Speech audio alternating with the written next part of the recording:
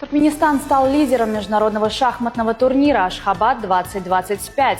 Туркменская столица приняла международный турнир, собравший юных спортсменов из 11 стран. Здесь состязались 129 участников в 3 возрастных категориях – до 8, 10 и 12 лет, среди мальчиков и девочек.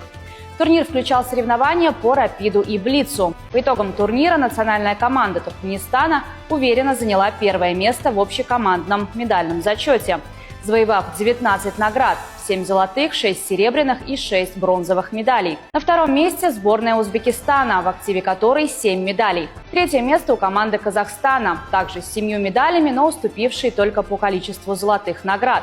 Успешное выступление туркменских шахматистов – это результат системной подготовки, профессиональной работы тренерского штаба и наличия всех необходимых условий в нашей стране для развития спорта. Видно, что здесь занимаются с детьми, спортсменами, передают опыт ведущие спортсмены Туркменистана. На спорт и на учебу у вас вообще много вложений. Мне так нравится, когда вот уделяет много на спорт детишкам и на учебу. Мне понравилось очень. Не хочется уезжать, но придется, да, дома детки, конечно. Where you can see the building, the car, the roads is very clean, and then the people also is very good. They welcome us very much, so I feel very at home.